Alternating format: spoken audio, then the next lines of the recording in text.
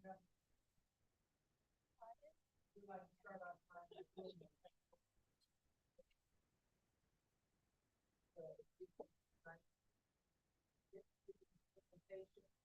of the questions.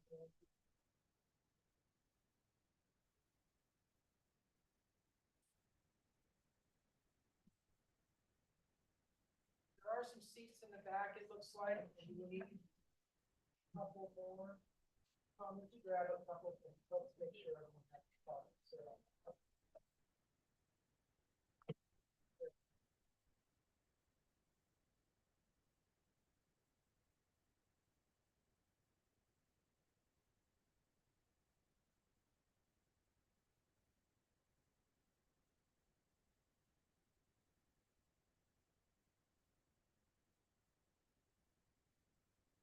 yeah, there's some seats in the back. Please feel free to grab one of those seats.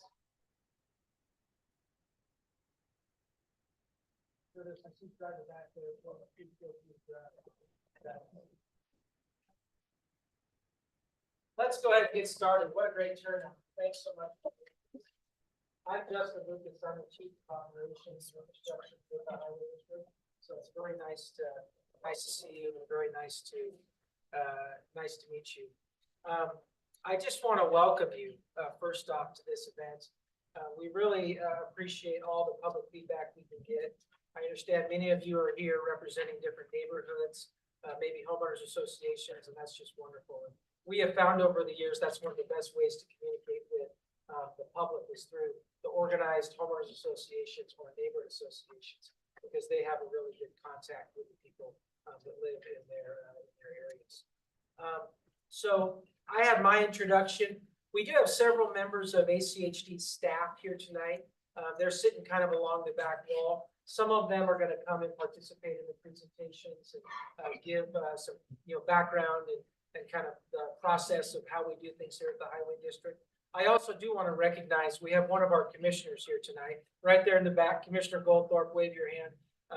He's a commissioner that always shows up at these types of events. And we're really thankful for you to be here. Thanks, Commissioner. So that being said, we're going to get things kicked off. We have an agenda, kind of an outline for tonight. We're going to start talking about ACHD's budget, which is kind of under development right now, and something we're hoping to bring forward to the commission for adoption here in just at the end of August. We're going to talk about our integrated 5-year work plan, which is the budget's like a close document talking about what we're going to fund next year. The integrated 5-year work plan talks about a 5-year window of projects that we're working on. We're going to have a couple presentations from our projects and planning department and safety engineering. And I think a lot of the neighborhoods have interactions related to the projects that we're working on and safety improvements that you may want in your neighborhood. So those I think will be great. We're going to try and leave plenty of time for question and answer. And also at the end of tonight, we're going to have some more time for specific feedback related to projects. I believe there's some laptops set up out in the lobby. So we have our integrated 5-year work plan, which is the 5-year document I was talking about, is actually open for public comment right now. And so this is a great time to provide feedback. We have an interactive map, and Rebecca, she'll explain that later in the presentations. So with that said, I'm trying to think housekeeping items. There is men's restrooms on this side, women's on the other side here. So those should be available throughout the night. Some goodies up front.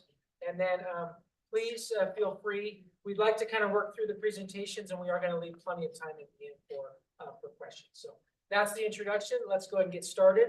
I believe, Christine, you're up first. Thank you. Welcome.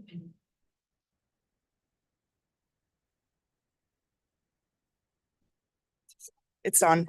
Hello. Good evening, everyone. My name's Christine Tandler. I'm the budget manager at Highway District. I'm going to go over some budget numbers for the fiscal year 25 budget that's proposed that the commission will be adopting the end of August. So let's do this. So the proposed revenue for the district is about $231.4 million. As you can see, we're looking at new revenue which is revenue that is new coming in the door each year, is about $164 million. Of that, the Highway Users Fund and property taxes are our two largest contributors to that. We do have some strategic initiative funding that we receive from the state that's very project specific that we're programming out, as well as commuter ride and some rescheduled projects. That's just something that happens in the construction world. We think we're going to get it done in 1 year and we have to push it to the next just by timing. Here's a pie chart of those revenues. As you can see, I think this is the first year that Highway Users Fund has been our largest revenue source, followed by property taxes. Impact fees are another big part, as well as registration fees, cost sharing and federal grants. Those are all project specific, project related. And then that strategic initiative funding is funding that we received from the state that we have been programmed into the FY25 capital budget. On the proposed expenditures, you'll see that we're looking at a capital projects, which is what is utilized to fund the integrated 5-year work plan, is at 49% of our budget. So they've got a very healthy chunk of our budget. On average, public agencies can spend less than 10% on capital. But due to the nature of the district, we are able to spend a significant amount more of our budget on those types of projects. And then maintenance, that 16% there is the operational side of maintenance. Capital projects by program. So this just has to do with some programming categories that we utilize in order to disperse our budget. As you capital investment program, those are going to be roads and intersection projects, typically those that are impact fee eligible, those that are increasing capacity. Those are the most expensive projects the district does. We also have capital maintenance. That's going to be maintenance programs that are outsourced, major rehab projects that the district can't do in-house that we then outsource. Community programs, those are the ones that you see in your neighborhoods, your sidewalks, your ped bike projects, those that really affect where we live and how we move in the area. This is a really busy slide. I'm going to hit some high points. We've got some pretty big projects going on a construction side. We've got the Lake Hazel and Eagle Road project, and then Eagle Lake Hazel to Amity project. That's almost a $20 million project. It'll completely redo that intersection and that roadway, adding a roundabout in each there and at Taconic, increasing the ped bike facilities to the 10-foot pathways, adding a ped crossing as well. State and Pierce Park, we're proposing about $10 million for that project. Eagle and State Street, and well as the Aikens Eagle to Second, those are projects in Eagle. That project actually did receive just over $2 million in strategic initiative funding from the state. So we'll be utilizing those federal or those state funds to complete that project next year. Completing Overland and Linder Road. This is kind of phasing in that overpass project. So we're going to complete that full intersection of Overland and Linder Road.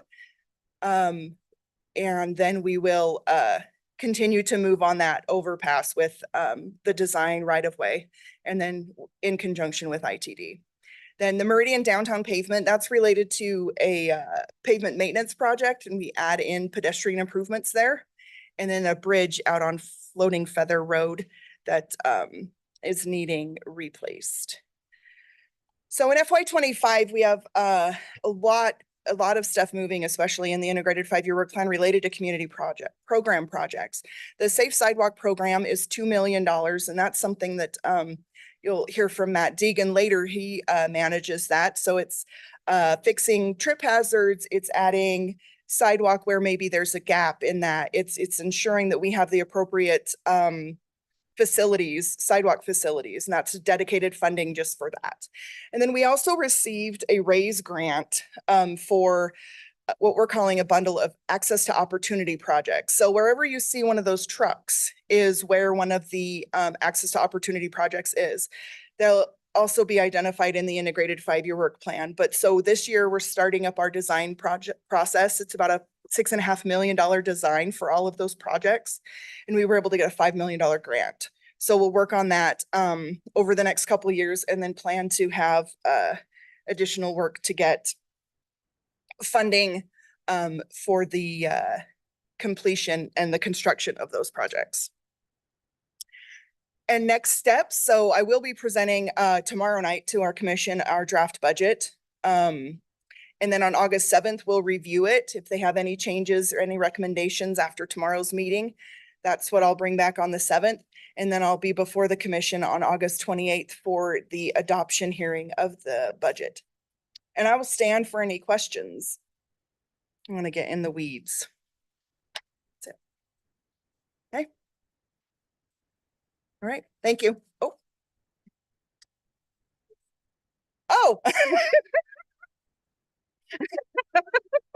Thank you. Oh, I'm sorry.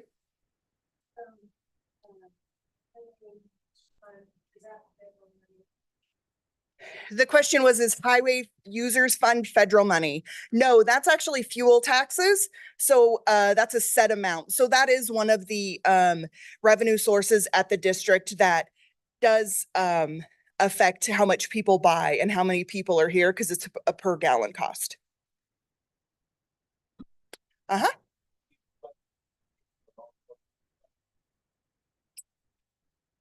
That is a great question, and that is not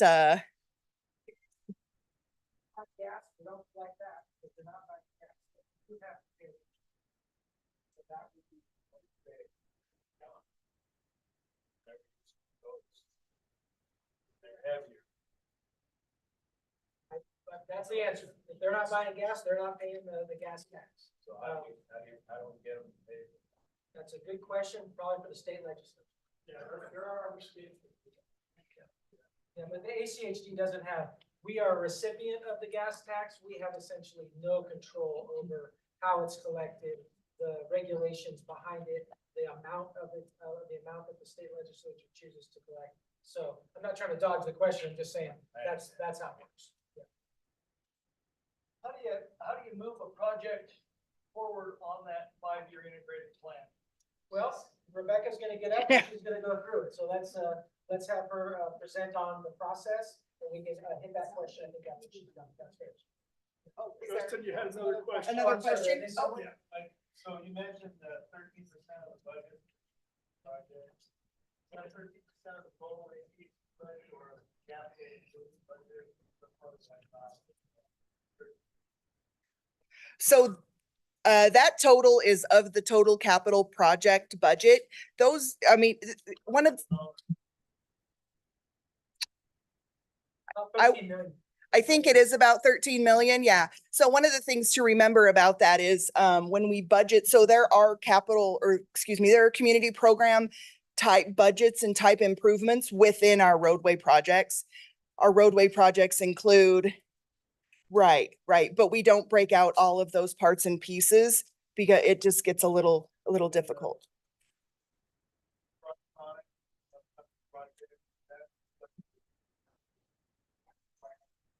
Yes, those access to opportunity projects, I did take a little bit of Rebecca's thunder in that just to make something in my life exciting. those projects that we're doing. But she'll be able to talk about those and you'll be able to go on our website and find out a lot of more details on them. Yeah, those projects are primarily improvements specific to pedestrian bicycles, additional sidewalks, bicycle facilities. Thank you. Well, she's going to go into it right now, so I'm not going to let her. She'll have a great presentation on all the details.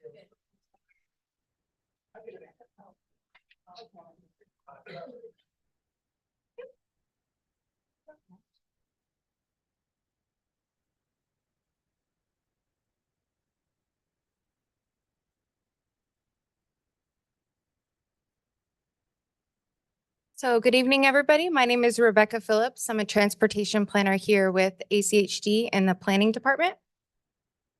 I'm here and we're excited to bring you the release of the 25-29 Integrated 5-Year Work Plan initial draft. I'm going to be talking a little bit about the overall Integrated 5-Year Plan process, our outreach efforts to date on the current iteration. I'll be discussing different plan highlights that you can look forward to this iteration and how you can get involved.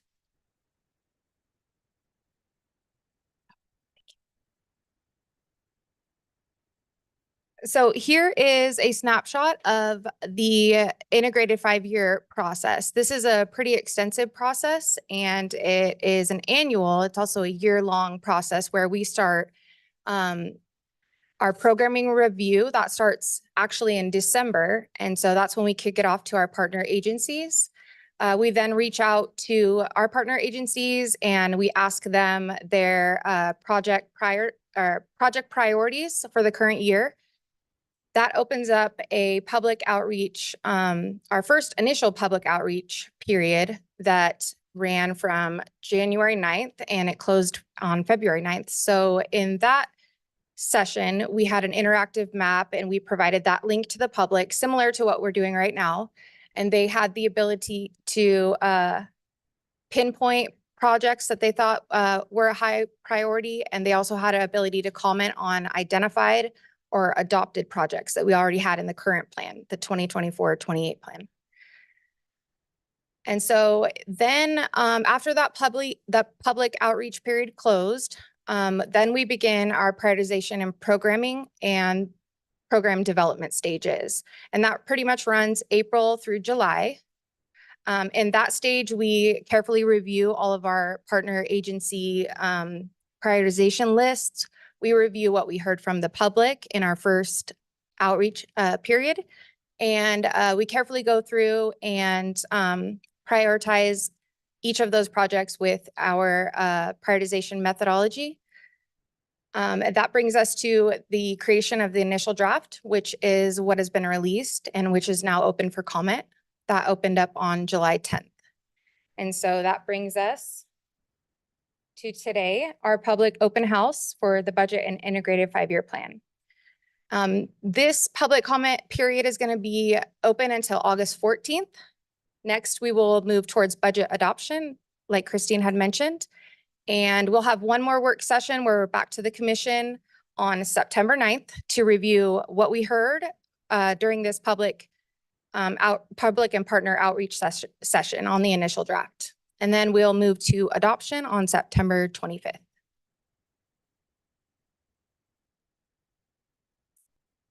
So here is a snapshot of our first public and partner agency outreach, the one I mentioned that was open in January. So as far as our partner agency requests, we received 585 total project requests from our partner agencies, and that includes all 6 cities. So all 6 cities, we have the unincorporated Ada County, we have BSU, VRT, and the 3 school districts. So BSD, CUNA School District, and West Ada. So we receive all of their prioritization lists and we actually provide them with individual meetings upon request during that period of time. And as far as the public outreach, during that period, we received 783 project comments total during that January 9th to the February 9th. And we had over 3,000 page views. We ran that, we ran notice of that outreach through all of our social media outlets. We distributed posters. We announced this to our neighborhood groups and our ACHD advisory committees.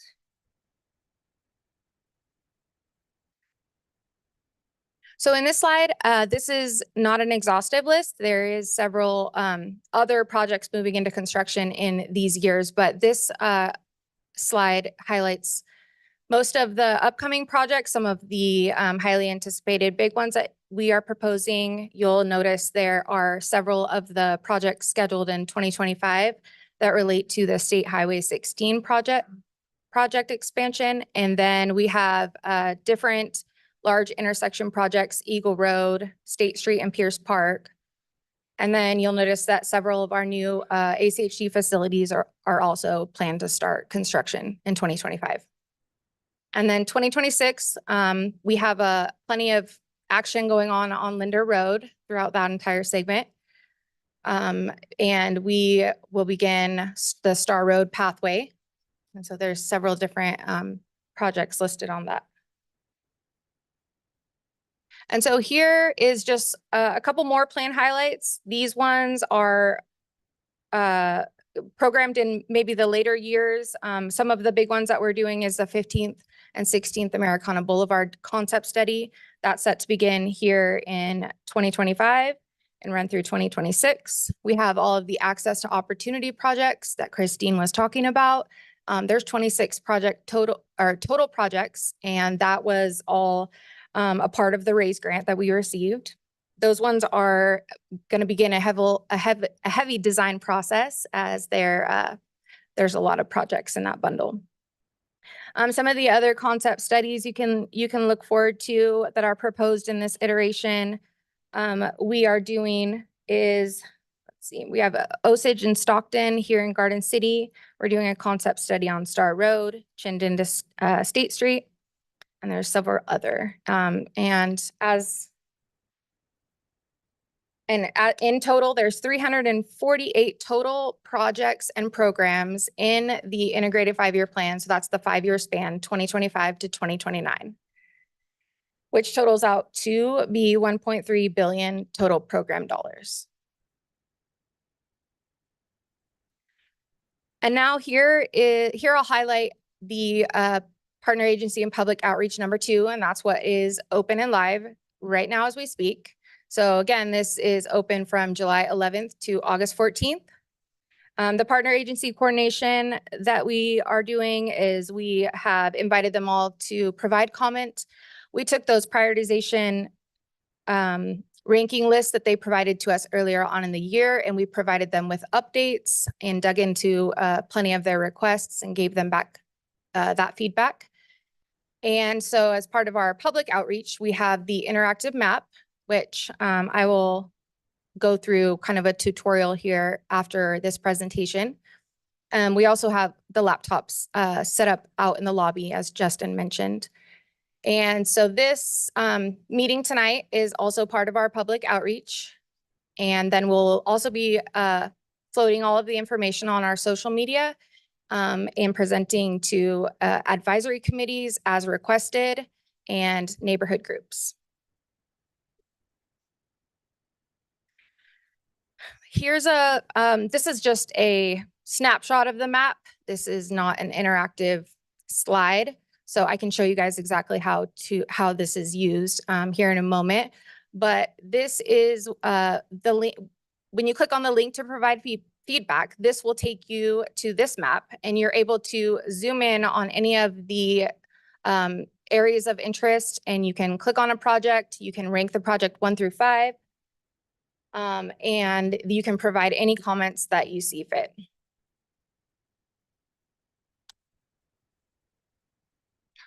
And as far as next steps, so as mentioned, today we're here for the public information meeting, and next step is going to be the budget adoption on August 28th.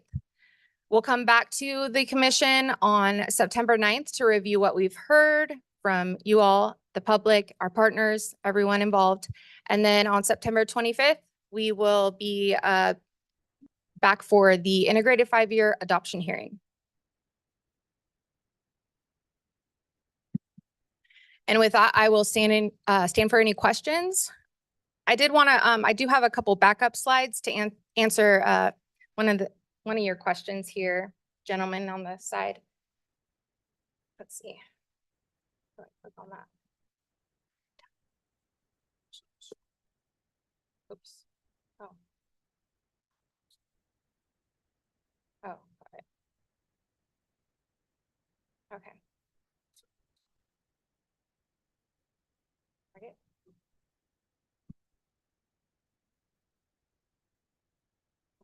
Yeah, one more.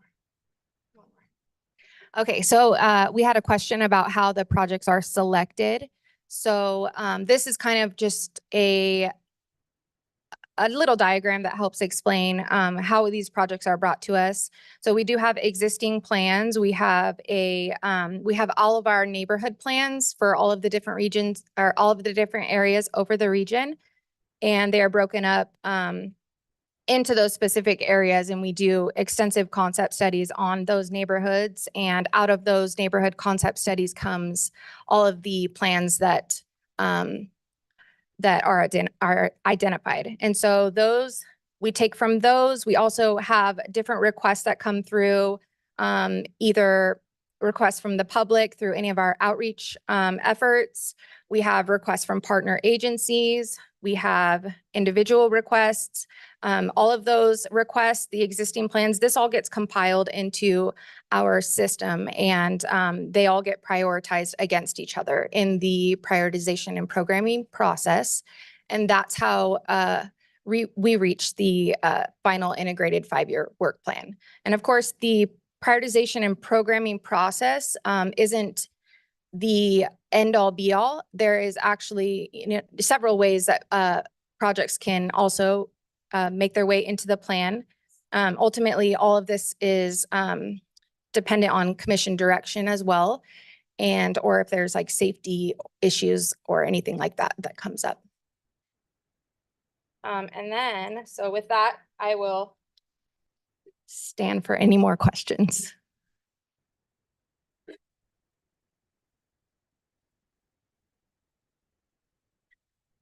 No questions?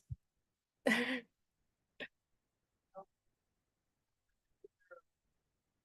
those three groups that have input into the request, are they weighted, them, and how do we evaluate that as citizens? What's the value of our input, I guess? So that is kind of a twofold question. We do evaluate each project. We had a 2022 prioritization kind of reprogramming effort that the commission adopted.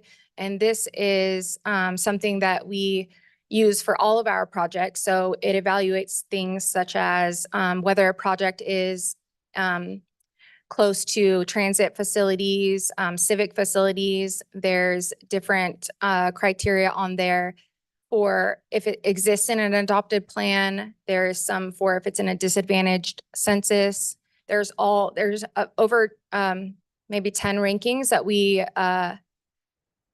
go through with each project. As far as like public input, the periods, the outreach periods that I discussed in the beginning of the year and such as now are a great way for you to provide feedback and provide your individual ranking on the proposed projects. Yeah. Any more questions? Okay, you guys went easy on me.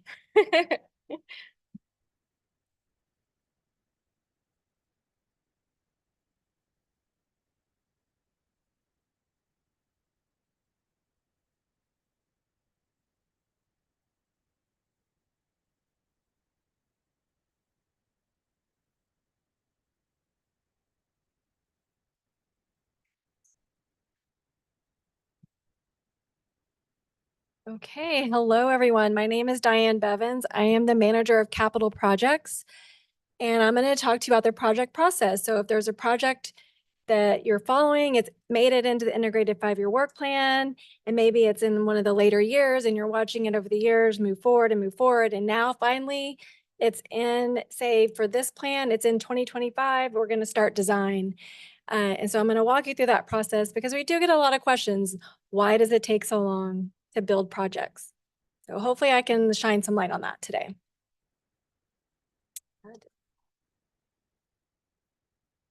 There we go. Okay. So overall, it can take 3 to 4 years from the time a project starts design.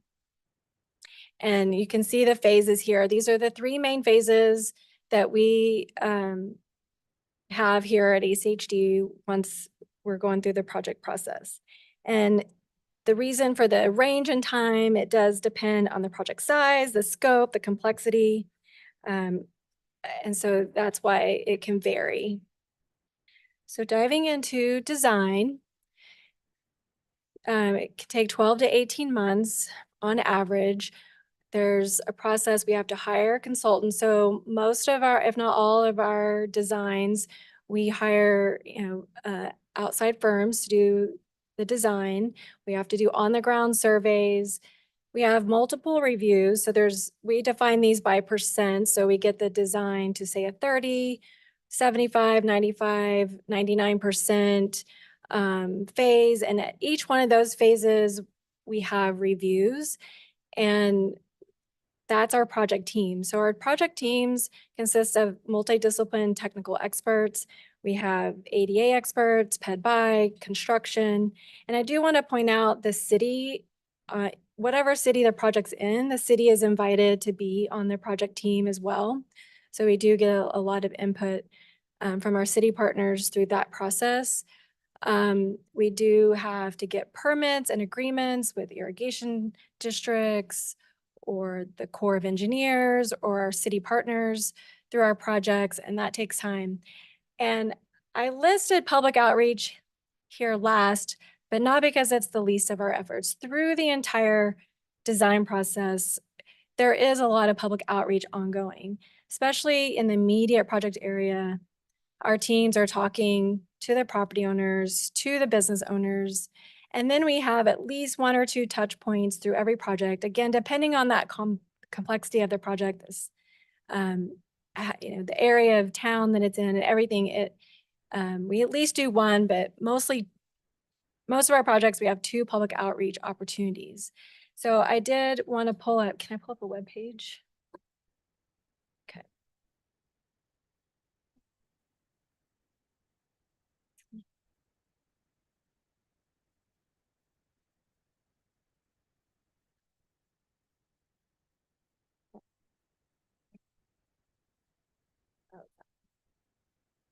Okay. So we have a website called engageachdIdaho.org, and it can be found on our regular ACHD webpage. If you just click on projects on our homepage, it takes you to this page.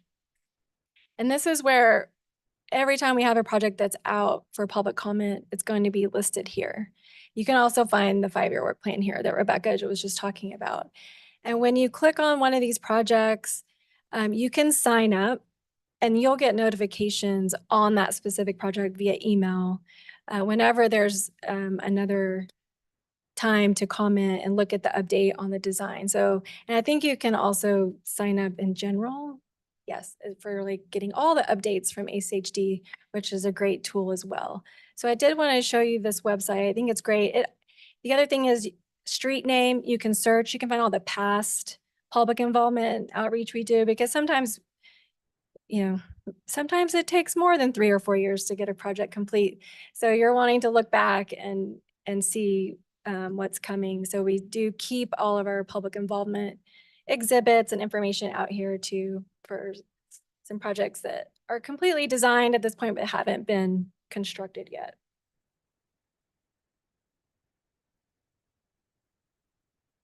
Okay. I want to pause for any questions on the design process. Yes, sir.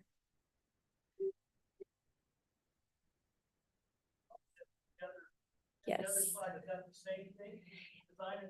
No, that's a good question. They are not the same thing. So a concept comes before design. So that's are really complicated, really complex projects that we don't really know exactly what the alternative is that we're going to do. Those projects will start in planning and they'll do a concept design, and that can also take 12 to 18 months, maybe sometimes 2 years. So if a project does have a concept, that will add to that timeline that I had on the previous slide. And that is a much more extensive public involvement process because we're really digging in, working with the businesses, the property owners, the neighborhoods on multiple alternatives and trying to drill down So thank you for that question. Yes, ma'am.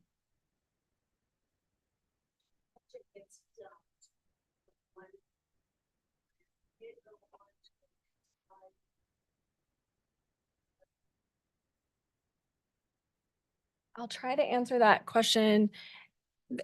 Projects never get lost. They're always on a list. So if a project has been delayed and it goes outside this 5-year window, we still have a list. It will still be, since we update the plan every year, it will come back eventually. Yes. Yes.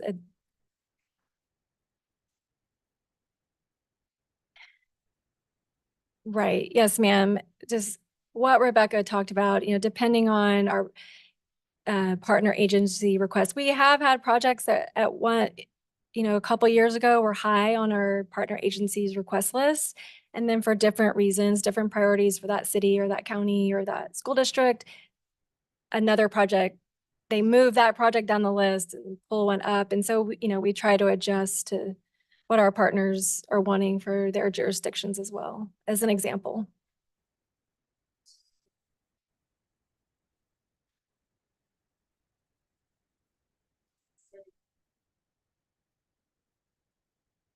Yes, that's a good question. I think your comments during the public involvement is very important.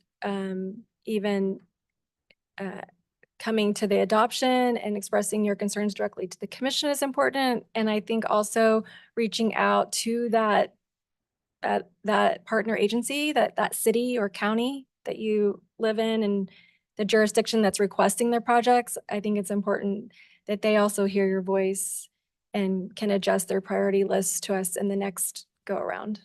Did I miss anything? Okay. Okay.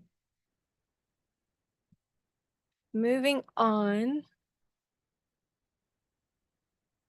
to right-of-way acquisition. So this is where if we're widening a road, we're adding sidewalk that isn't there today, we're doing intersection. Almost every project we have requires some kind of right-of-way acquisition. So that's where we're buying private property. And I have this little graphic on here. We're buying property that's not for sale. So it's a very difficult job that our right-of-way agents have, to knock on someone's door and try to buy a piece of your front yard. And we try to do this very carefully. And yes, I will just say again, it's a difficult job. And the process takes 12 to 18 months as well. We have to hire independent appraisers, and I think that's really important. We're at ACHD, we're not saying how much the property is worth. Then we send out an offer after we get the appraisal in. And I do want to point out, when we're buying property, everything in that acquisition area is getting valued down to the grass, the sprinklers, if there's a fence, if there's landscape boulders, there's trees, as well as the $1 per square foot for their property. So everything gets a value, and that's included in the offer. And then there's a negotiation period.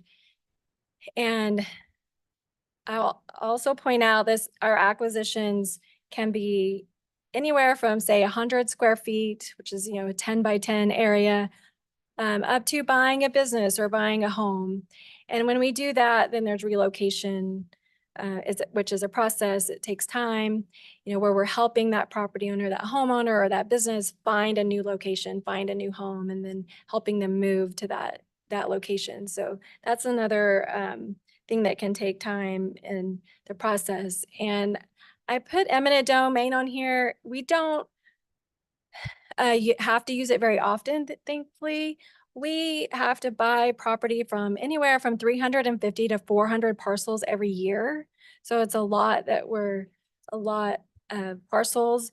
And I would say, very small percentage, less than 5% end up in the eminent domain. So it's a last resort where we can't come to an agreement on the value.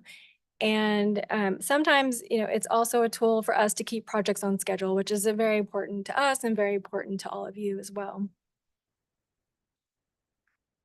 So that's right of way. Any questions about right of way acquisition? Yes. Just a quick question, is there a site where the public can easily see where ACHD right of ways exist? And I ask because there are, various pathways and things like that in neighborhoods that are ACHD right of ways, and it's sometimes tricky to know whether or not they're ACHD right of ways from city employees, whatever city, or maybe private or some kind of easement. Is there? Probably the closest thing that I think is just accessible to all of us is the Ada County Assessor's website. But we do answer those questions a lot and provide that information based off our GIS information to the public. So it might have to be just emailing us and asking us about a particular area. Yeah. Mhm. So construction, oh, yes, sir.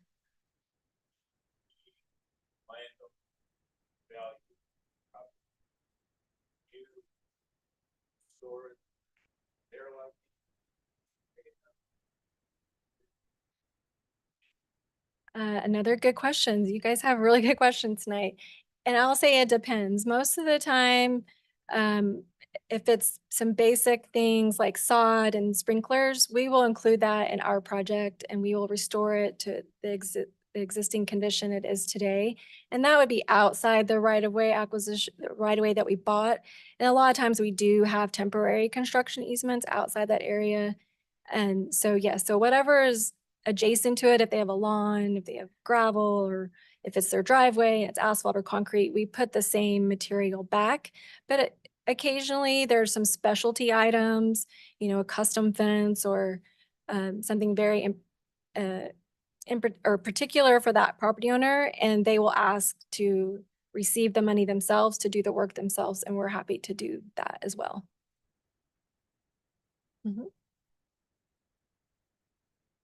So construction, everyone's favorite.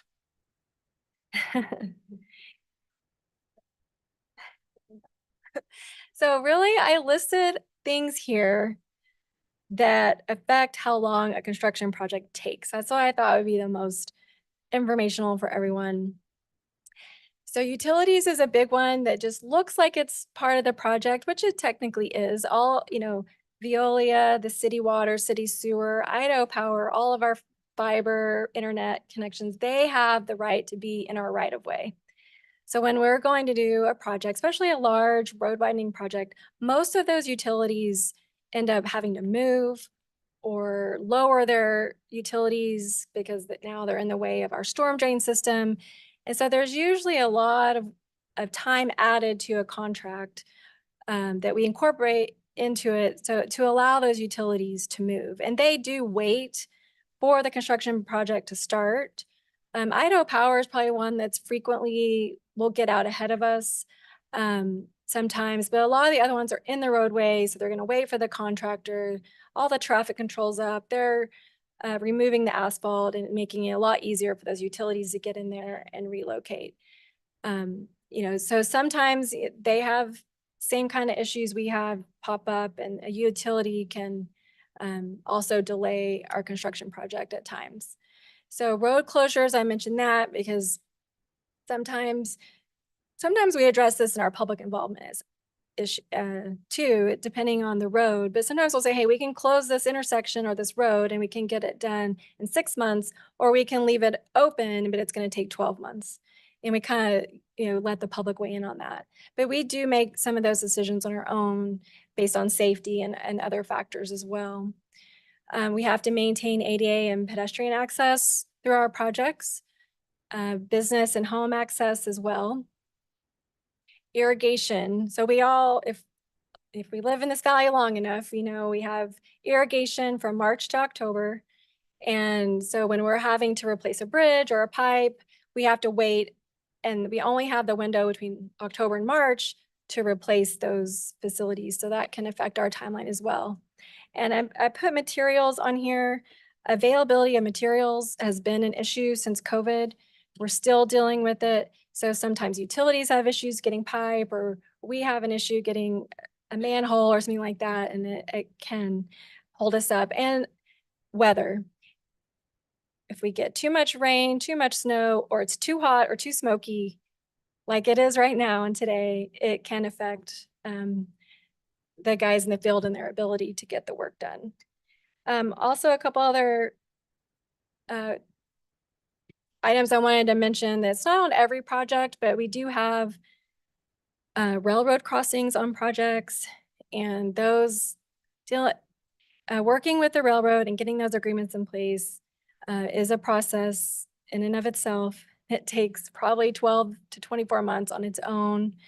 And when we have one of our roads intersecting a state highway, one of Idaho Transportation Department's road, it just adds an extra layer of permitting and coordination to those projects as well. And that's all I have. Yes, sir. So, in your department, when you have a construction project on major traffic, a lot of times I talk off with me. When it comes to a 3-day weekend or a holiday period, that lane is still blocked and there's no construction activity.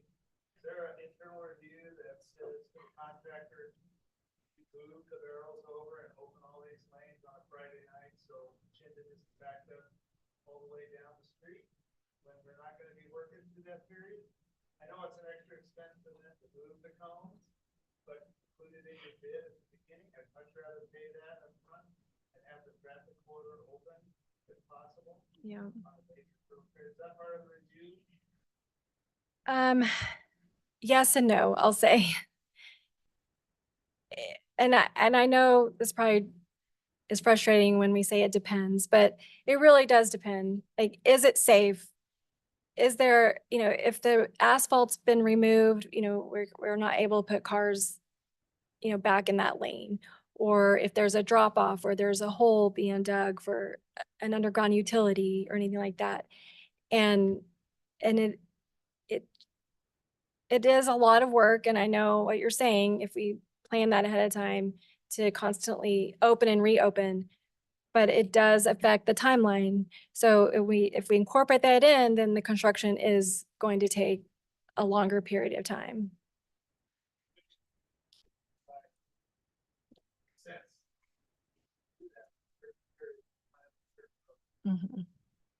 And well, we have taken into account, say, like Eagle Fund days or some, or Meridian Dairy days and stuff like that. The bigger events, we absolutely do plan ahead and work with those jurisdictions and make sure the traffic control is in a good place and we're out of there, not blocking traffic at that time. But just doing it for a 3-day weekend or something like that has not, it's not panned out. Okay. Yes.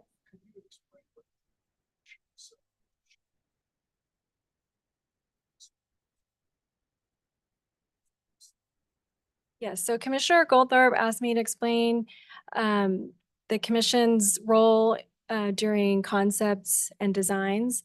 So we do have touch points, which is also part of what we consider part of the public involvement throughout the concept and the design, depending on the project, where we will bring information to the commission prior to going to the public and then giving them the results after the public involvement. And for concepts in particular, there's an adoption. So there is also another touch point for the public to come in and provide their feedback to the commission live as they're adopting a concept. And I would say many times there have been changes on that night, even incorporated into a plan based on the amount of public that's come in to testify. All right, thank you.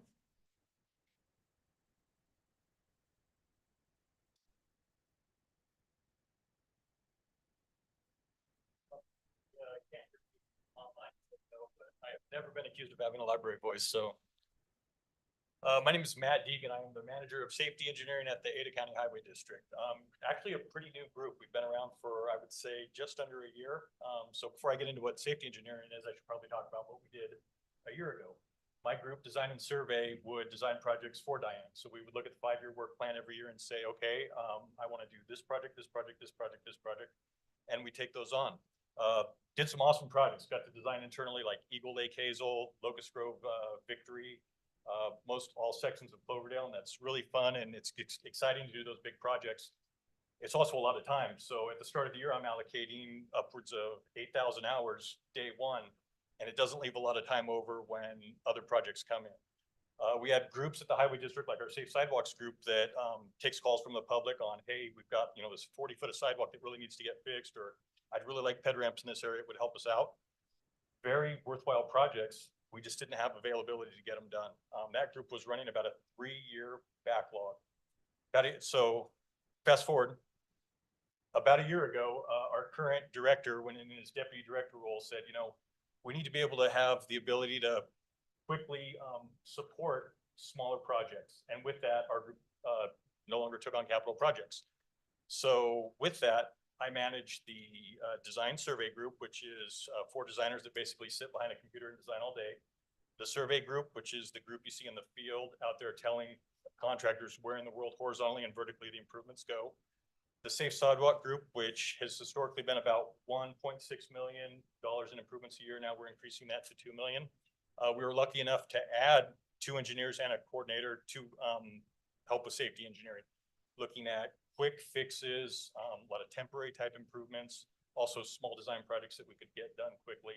I also took in our drainage engineers and put them under safety. Those are the people that historically have supported the public on like drainage issues. We had that huge sinkhole on Lemp last year. That project, our group jumps on that right away, kicks out a design, figures out how to get it bid and gets it built. With safety engineering, the idea of the type of project we take on is 12 months max from, hey, this is a project to construction complete. I guess maybe just go into a little of what our Safe Sidewalk group does. That is a lot of just fixing the existing infrastructure. Ada County is aging. We have so many areas of really old sidewalk that have heaved, tree roots or whatnot, or just are worn out, need to get replaced. We've got areas of like 100-foot infill that need to get done, areas that don't drain well, and that's what that group does. Lots of $5,000 to $7,000 improvements. You know, some larger. We've done some up of 200,000, and they inspect that work as well too. With our safety engineers, this last year being the first year of it, it was a lot of pedestrian improvement or pedestrian enhanced signal crossings. We have 5 under construction right now, and I believe we've already finished 2. And looking ahead next year, my list is already full for what I want to get built with that next year. But with our safety engineering, it's also our existing infrastructure with our maintenance. So I talked about our irrigation crossings. That's a huge part of what we do daily. Irrigation water turns on typically around March, April 15th, and we get the calls right away of, hey, there's a sinkhole in the road, or hey, we're not getting water. Running just under about $2 million a year in repairs on that. And realistically, we could spend a lot more on that. There's a lot of old pipe in the road that we're trying to get fixed. Our safety engineers that we hired, our new staff, we've looked at the quick fixes. So the 16th in Washington, we're calling it our paint and poles program for right now. So reestablishing the roadway lines and vertical elements that are helping to narrow lanes or hopefully calm traffic. Then just, I guess, 2 months ago, we moved the traffic engineering under our group too. So the traffic engineers are probably the people a lot of you have dealt with before. They are responsible to the public for basically anything traffic related. So requests for speed calming, stop signs, pavement markings, basically anything traffic wise. Oh, site obstructions. That's the group that handles that. We've got staff that is out every day putting out tubes to monitor vehicle speeds and volumes. And then we have 4 engineers that sit in the office that support that group as well too. That's also the group that in our chip seal, we look at opportunities to, is this road right? You know, could we maybe narrow these lanes up and add a bike lane? Traffic group will determine if that's feasible and then support our maintenance staff with developing the plans for that. pretty varied what we do every day, but the idea is just quick type projects, projects that provide a lot of value and we can get it done quick. The other side though of being quick is if it has like a right of way component, we can't get it done in that time period. And just project and just scope of the project. Our biggest one we've done right now was about $1.1 million in construction. And that was kind of pushing what we could get done in a year. You know, there's parts of a project design that just take time. We have to go to our utilities and say, hey, we're going to do this. Are there any improvements you would like done with the project? Required to give them 30 days for that. Also construction procurement, we lose 2 months with that. So basically we've got 9 months to design it and get it built. Yeah, so I guess with that, any questions? Yes. Are these, so since these are such short term and relative safety, maybe sometimes oriented projects, are they, these fall outside of the integrated 5-year plan projects? They're like little fires and whatnot they're putting out basically? So like a lot of our answers here, yes and no.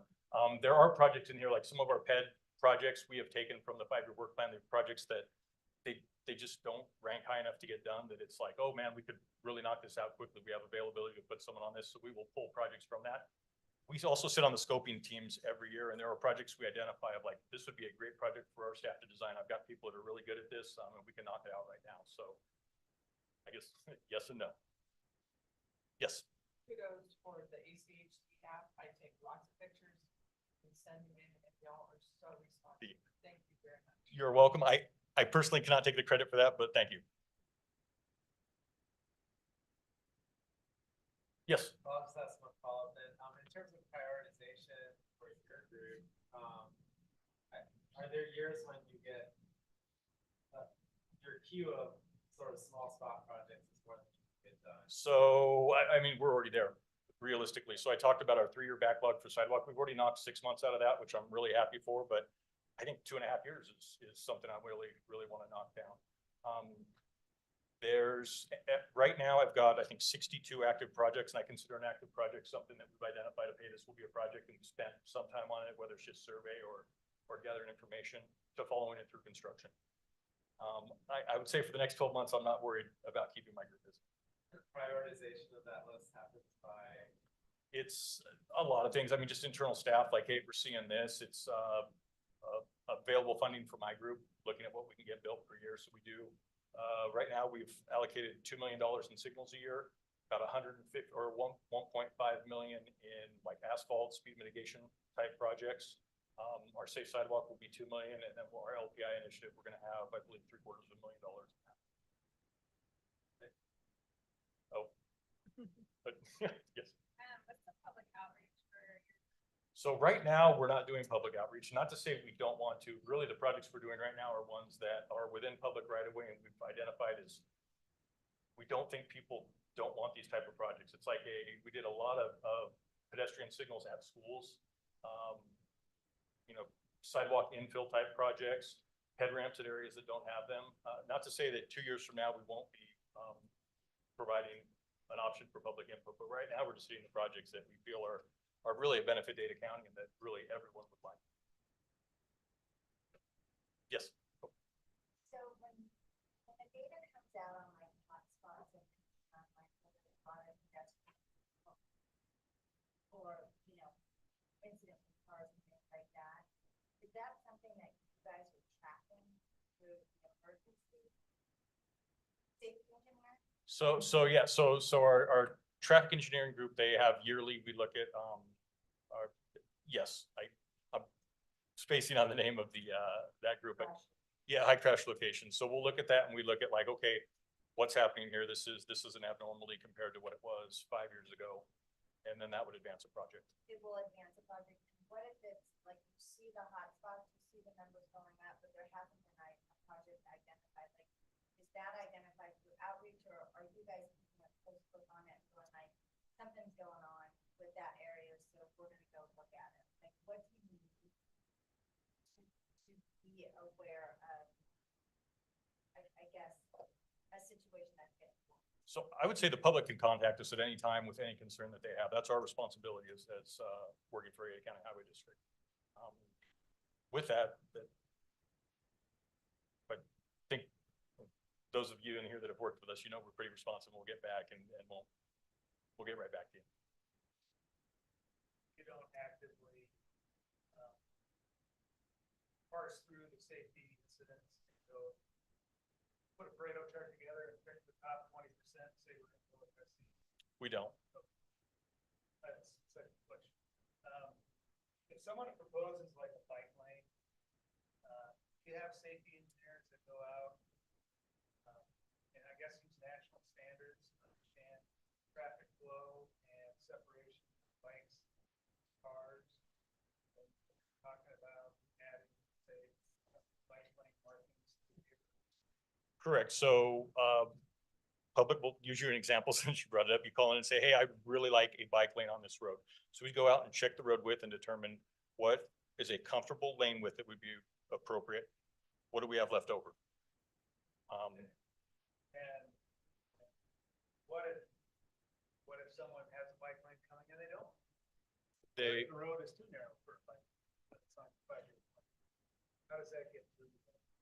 so, well, I guess, I don't think I'm understanding the question exactly. So we have a project in our 5-year work plan? Yeah. Or? Yeah, you have so- one listed out. It goes through a neighborhood that has a lot of on-street parking, narrow traffic flow. It's what's called collector street. It's confusing to me that you want to put bikes in the same area where you can't fit 2 cars through park the street. And so that seems like a conflict to me. So why would you not route it to a street parallel to that to get the bikes off the main? Or something else? That's my question. It doesn't look like anyone looked at the standard. Said this looks like it's safe. So we do have, sir, just to speak to that, we have what's called the livable streets performance measures, and they go in very detail about the type of bike facility for the context of the roadway. It looks at roadway volume, roadway width, available space, category of roadway, arterial, collector, local, and then it talks all about the different bike facilities that are available, whether that's a multi-use pathway, like a side path where we combine the bike facility with the pedestrian facility. So we have a very comprehensive technical guide that helps us in those situations. I think in some, you're certainly right. There are some roadways where just everything doesn't fit. And when we get those types of requests, oftentimes that goes to a concept study where we have to decide, are we going to remove parking to add a bike facility? And as you can imagine, sometimes that gets pretty controversial in the neighborhood. And that's where it would come in front of the commission for a final decision typically, if we're going to remove parking to add a bike facility, where the public who uses that parking or wants to use that bike facility has a chance to come and weigh in. There's always trade-offs on projects, and those trade-offs are hard. And those decisions, hopefully, you know, we should be involving the public all the way through the conversation. And if it's really controversial, it's not even up to staff. It's ultimately up to the commission to make that decision. Those projects that are on 5 years, they already been through that process? Some of them have, yes. I mean, like a project, we have projects like Collister up on, I don't know where you're from. I could probably come up with one in your neighborhood. Okay, South Boise Village. Right, that's a good example. Yeah, we had an open public process on that through a concept study and a bikeway, neighborhood bikeway plan that identified that project. And yeah, and there's differences of opinion on you know, on if we should or shouldn't, but ultimately the commission adopted that plan. I think, Aaron, did you want to jump in? But we're kind of in that general question section now. So I think we have the various different staff who can come back up to the microphone over there, and I Absolutely. can kind of facilitate from here if that's Great. okay. No, thank you so much. I appreciate that. Again, thank you so much for everyone coming today. My name is Erin Johansson. I'm the Business and Community Relations Coordinator here. Some of you did RSVP and ask some questions, so I wanted to make sure that we address those tonight for you. I'm going to go over those really quick, but 2 seconds of your time. Look in those packets that we passed out to you today. There is a Connect with Us page in there. Just a little bit of housekeeping. It has all of our information in the communications department and how to get a hold of us. If you have any additional questions from tonight, we can filter those to the proper people. There is a helpful links page too as well. We have the read a map information there. If you're curious to see what is going on in your community or surrounding neighborhoods, you can get into the read a map and see what kind of construction activity is happening there. The project page, which Diane spoke about today, I also have links there for you to look at that. The tell us feature. So if you have questions or concerns about a pothole or a down sign in your neighborhood or something that requires some sort of maintenance, there is the QR code there for you to access, but also on our homepage on the top right-hand corner is the tell us feature for you to go ahead and notify us. And we're really great about getting back to you with your questions. And then finally, the integrated 5-year work plan QR code on there, what we talked about tonight. It is a direct link to getting to that map, that interactive map. But Justin also mentioned too about the laptops in our foyer today. We have staff here to walk you through that too as well if you have additional questions about the integrated 5-year work plan. There is a feedback form too in there as well, and some information about a park pop-up that is going on with our commuter ride group. So I did want to mention those things that are in your packets too as well before you go tonight. But let's get to those questions. Someone asked, what is the timeline for the 32nd Street crosswalk and what the plan is for speed mitigation along 32nd, landscaping and lighting along our 2 ACHD footpath easements? I don't know who wants to take over that question. Okay, Matt. Almost feels like this question was planted. So we bid that project out and the bids close tomorrow at 2 p.m. So fingers crossed, we've had a couple contractors reach out with questions. So I think we'll get a bid on it. So hopefully after that, we'll have a construction schedule. But on a lot of our projects, we give a fairly long construction window just for the reason of trying to secure a contractor. The longer we can give them to build it, not that they're going to be on site for 3 months, but if we say, hey, you have 3 months to get it done, but you're only can be out there for 3 weeks, more likely to get a bid. So I'm hoping we'll get a bid tomorrow, and then in the next couple of days after that, we'll have a good idea when it'll get built. Awesome. Thank you so much. The next one I have is what is ACHD's written policy on cross traffic does not stop signage use and placements, etc.? I don't know if someone wants to address signage. That's me again. Oh, okay. So all signs, so we don't have, our ACHD does not have any policy on traffic signs. Traffic signs are controlled by the manual or the MUDs, which is Manual of Uniform Traffic Control Devices. I'd say uniform's the key word in that. It's a national guideline. So everything's obvious. You don't want every jurisdiction to have different types of stop signs. Regarding the cross traffic does not stop. I know historically ACHD has limited them to use in more of the rural areas where we get really south county and those section line roads where maybe you'll hit like a four-way stop, and then a two-way stop, really just to alert a driver of, hey, this is not a four-way stop. All right. Next question was, what are the future plans for Duncan Lane? Sure. Okay, this isn't technically my answer, but I will speak for the person that's not here because it's related to development.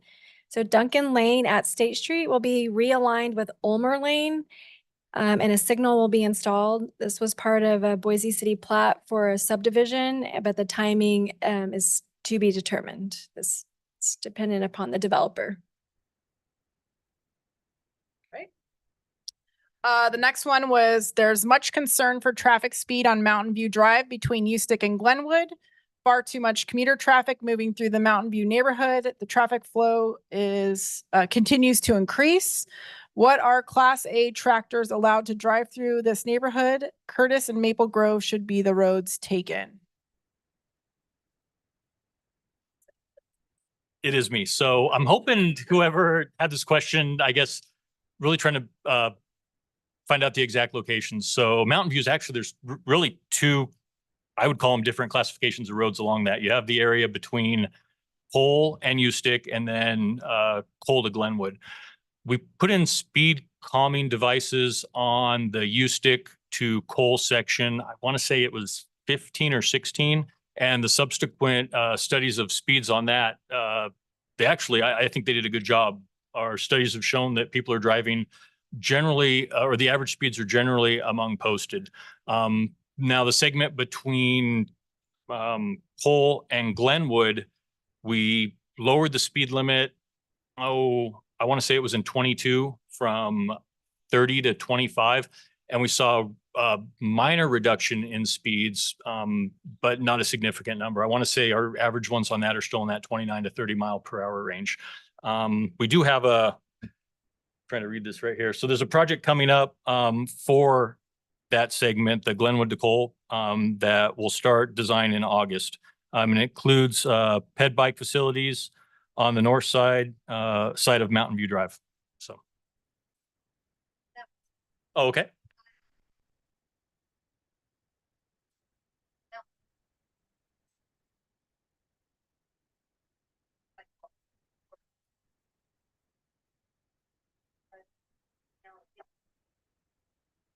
It has got.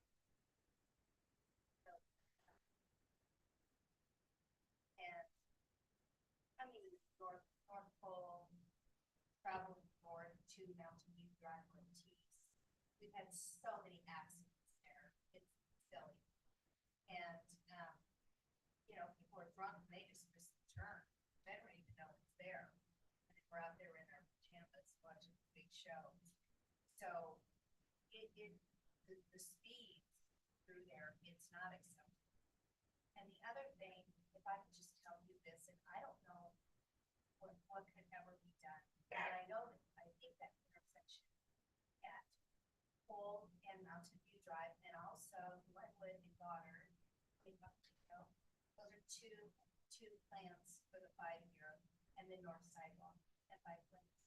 But now what's happening is, and it's just gradually starting to happen where big rigs are coming down. So we've got big lower trucks coming down and cement trucks, and I mean it's like a thoroughfare through there, and it's really hard to take it because it's our neighborhood and we're trying to. People are commuting through there, and it sure would be nice to at least stop that between Cole and Glenwood. Maple Grove was expanded and Curtis Road was expanded, and that's where the big rigs should be going. The lanes are wide and they should be heading down there, not down through our neighborhood. I mean, it's starting to be this thing, like, wow, that's great. I want to get out there and anyway. We can't all have what we want, but it is our neighborhood. Mhm. And it's 25 miles an hour. So I'm saying. No, I completely understand. In west travel, people pick up speed. But- From Glenwood, they pick up speed. And they do. And you try to calm them down. So we do things up there, like we put our flashes on, we drive extra slow, as people are cutting from Houston onto Mountain View Drive to go down the hill too. They're commuting through our neighborhood. And we like our neighborhood, and we want people, they're gonna come through, we want them to drive slow through our neighborhood. Just saying. No, appreciate the comment. You could sleep on that one. Beef. But I don't know how you stop the big rigs from coming down through there. I don't know how that gets stopped. Now, I know on the stretch between Houston and Cole on Mountain View Drive, the big rigs aren't supposed to be on there. So we don't see that. Turning off of Houston onto Mountain View Drive to Cole Road, there's no commercial vehicles on that road. Like big rigs. But when you're coming down Cole and maybe the west turn, that's when they're doing. They can be there. We've got some Jim Dandy big accidents up there. I mean, like where people are in really bad shape. Oh, Yeah, I guess so. I'm probably not the best person to be talking about the big rigs, but so Ada County does not have dedicated truck routes. To my knowledge, we've not signed a public road since at least 97 and just talking to my staff, no one's been here since then. Just Yeah, and I can add to Okay. that, Matt. So truck routing requires a substantial amount of enforcement.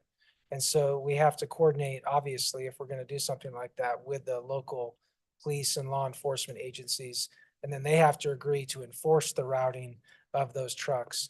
And so that's why it can be a complicated issue. And it's very difficult to enforce, especially on an arterial roadway that connects, over the river. It's a challenging area for sure. The traffic calming. 5:27. We're hoping the way the sidewalks and so tap the sidewalk. Right. They just will.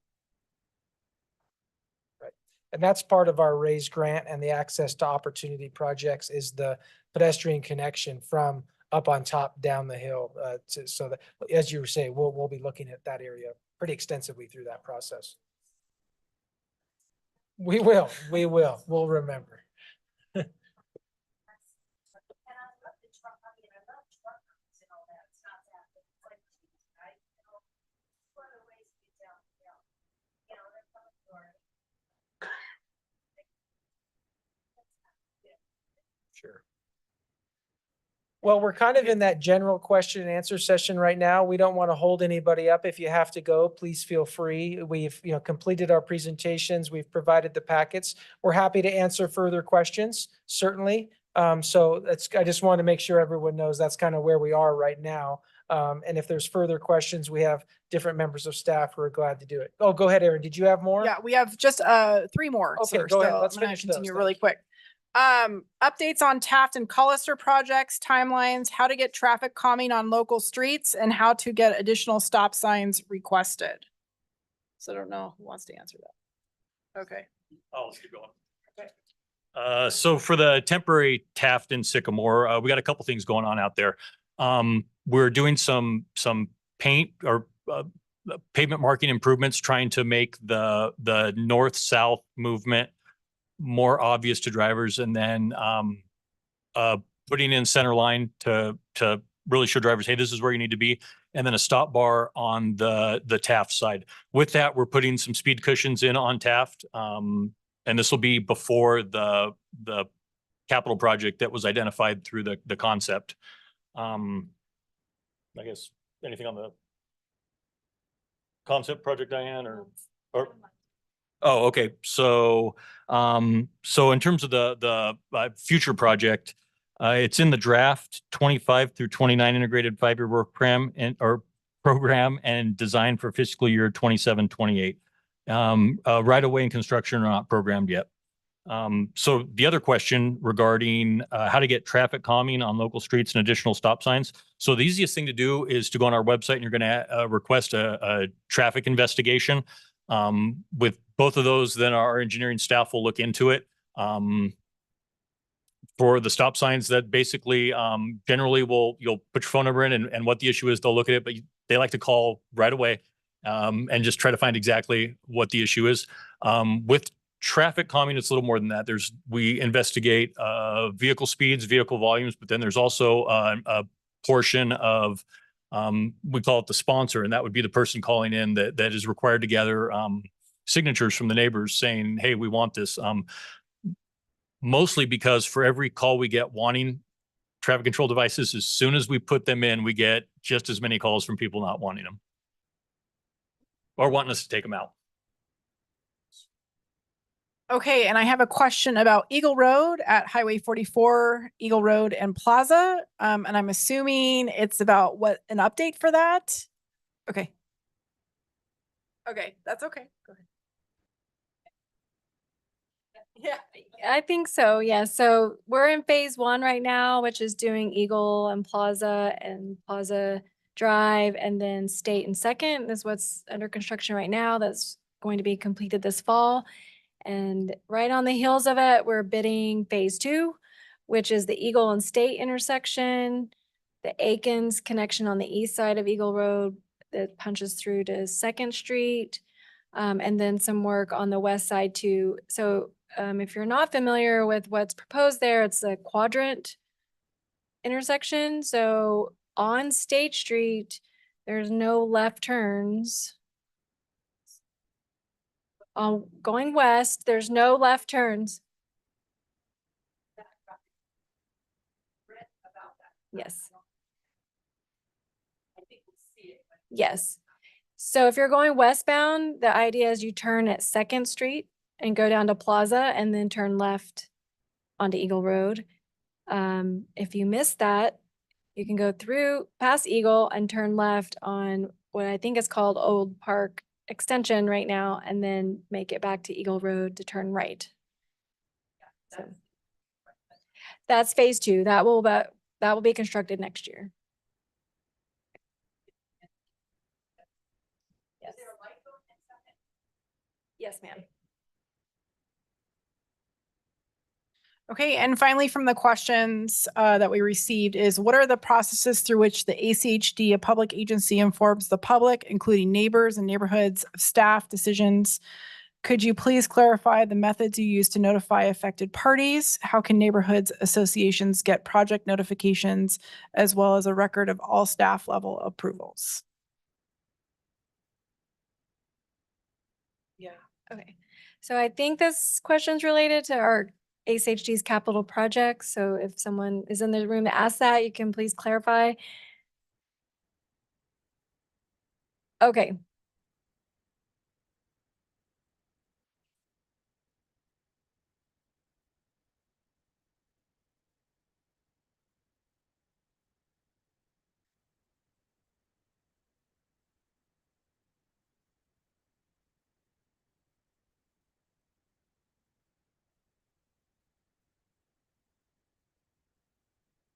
So I'm glad to take that one. So when it comes to development applications, the process actually doesn't start at ACHD. The process for development applications always starts at a city or the county. And so the city or county is the lead agency on any development application, and ACHD is a recommending body. And so we actually, the only time we take action on a development is when it's sent to us by a city or the county. And in certain situations, there are parts of that project that may have implications connecting streets. Generally, ACHD's policy is to extend streets and connect stub streets. That's generally the policies of the land use agencies. And so the hearings and all that where a lot of those conversations take place, where it's most effective is at the land use agency where those public hearings are taking place. Now, I understand there may be a difference of opinion on this specific issue, but that's generally what happens. And unless we hear from the land use agency or we receive some sort of significant public feedback when we're reviewing the application, we typically won't take it in front of the commission.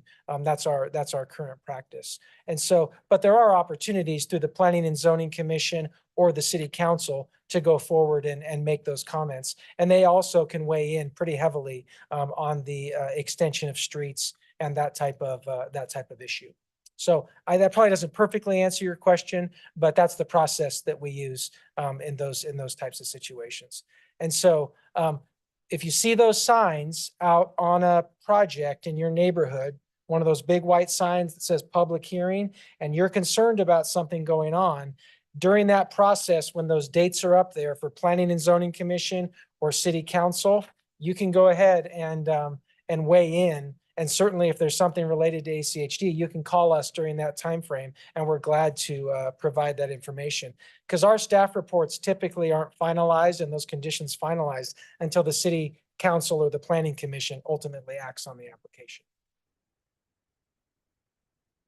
That was all the questions that we had sent in before the meeting. So I'll go ahead and open the floor to any other additional questions that you may have, or please feel free to go out into the foyer to look at the integrated 5-year work plan and make your comments.